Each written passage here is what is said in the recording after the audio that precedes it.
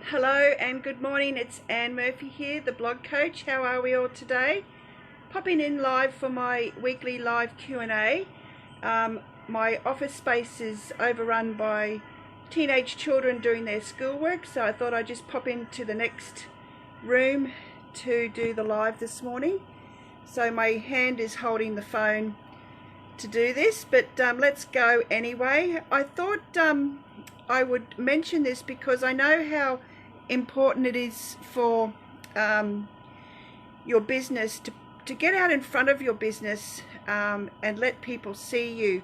But I also realize that this might be very difficult for people who aren't so confident. They don't feel confident in doing this, but what I'm about to tell you might help you, and then I'll tell you different ways that you can do this. So I guess I don't know if I'm considered an extrovert or not, but I kind of feel like I am. I was one of those kids at high school who always put their hand up for the main part in the play, or those types of things. That was school life. And then as I got older, I guess I probably became a little bit more self-conscious. I didn't really have any moments where I needed to do any public speaking, but then probably in my 30s I was doing a bit of teaching in the workplace. I think it was called Teach the Teacher, or running Microsoft courses and those sorts of things. So I never minded that. When you're confident about the topic, it's easy to talk about. So getting up in front of people and teaching wasn't hard for me. But then when I started growing my business and needing to get out in front of people, especially like a Facebook group,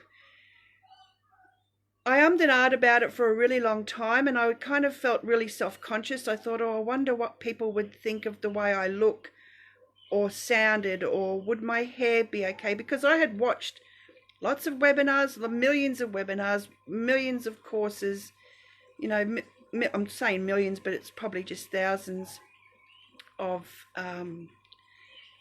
Facebook lives from other groups. And, you're looking at that person talking, and I guess you don't really take much notice if it's a male doing the broadcast, but if it's a female, you kind of think, they got nice makeup, or they got nice hair, but you don't really give it that much thought. You're just listening to what they're saying. You might look a little bit at the background of their Facebook Live, what's in the background, they've got a nice picture frame or whatever, but really the main reason that you're there is to learn from them, to listen to what they're saying. And when you can put yourself into that position as someone who's going live in a Facebook group, on your Facebook business page, on Insta stories, on IG Live, or doing a YouTube clip, once you can realize that you are going to be providing value to the people who are watching you, and you're confident about it because you really want to help your followers and your clients and the people who are in your group, it does become easier. It becomes so much easier that's the main thing that matters. If you really want to connect with your people and get them to know, like, and trust you, you need to get yourself out there.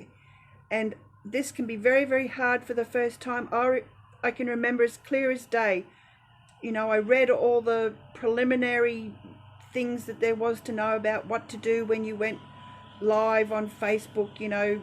Be yourself, be authentic. And I think I had my old around the house t-shirt on, and my hair in a ponytail, and the background was, I had laundry on the lounge chair in the background. I didn't realize, and I just did it. I just jumped in and did it, and I ummed and ahed on my words, and I said a million times. Felt a little bit more confident. I thought, I'll try this in my other Facebook group, and I'll try a recipe.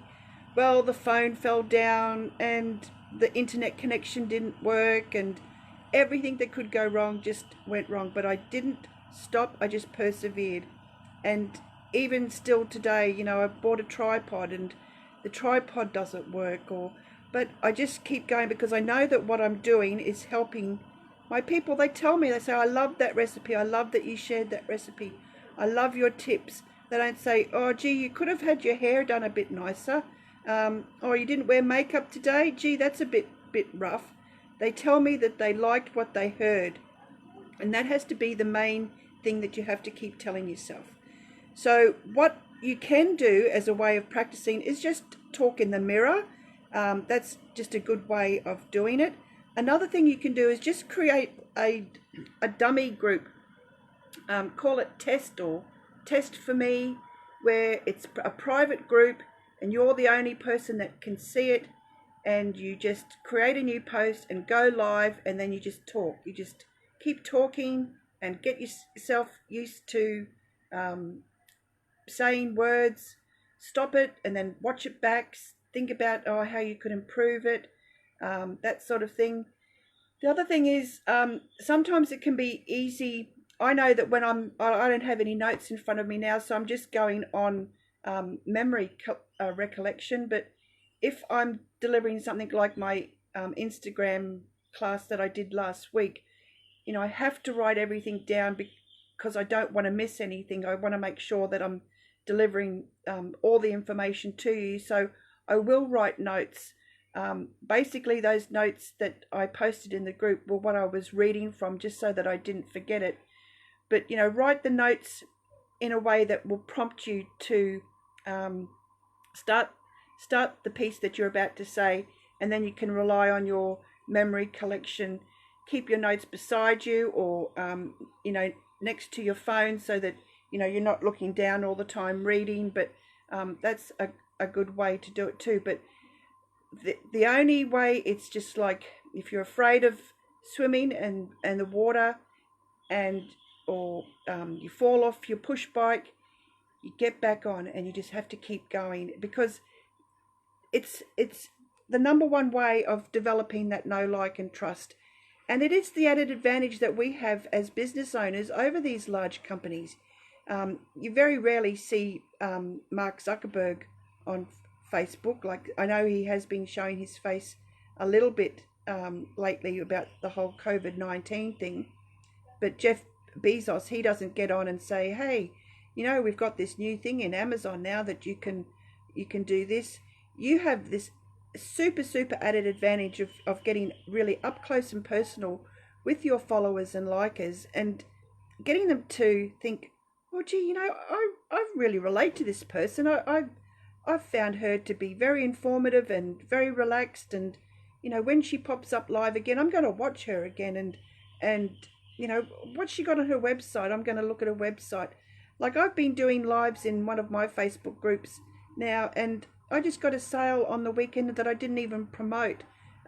People just think, you know, you become likable. You know, people will like you and people won't like you. You probably might even get unfollowers, but they're not your people anyway. So just some of the ways that you can use going live as an advantage in a Facebook group like I'm doing now. That's a great way to connect with your tribe. You know, people can ask you questions while you're going live. You can do it on a regular basis like I do with this weekly live Q&A. You can do it on your Facebook business page. You know, it doesn't have to be a studio production. You can be walking along at the shops or at the park or by the ocean, just to get on and just do a quick 5-minute thing. Hey, I thought of this and I thought you might be interested in it. Instagram is great for going live. Insta Stories, unless you save them to your highlights, they're only going to be on Insta Stories for 24 hours. So if you feel like that was a bit goofy or whatever, or you know, you can always delete it. But Insta Stories are such a fantastic way of showing a behind the scenes of your business, showing people what it's like behind the scenes of your life. And even though I'm the blog coach, you know, I often just sort of sit and talk about the day I've had, or something I'm cooking, or where I'm at the shops, or whatever, a cup of coffee I've had. So Insta Stories are great like that. IG Live is really good too for doing like a tutorial video or giving people some advice, and that stays on Instagram forever, and you can add hashtags, and it's a great way of new people to find you. YouTube has a live feature as well, so you can go straight to live from YouTube.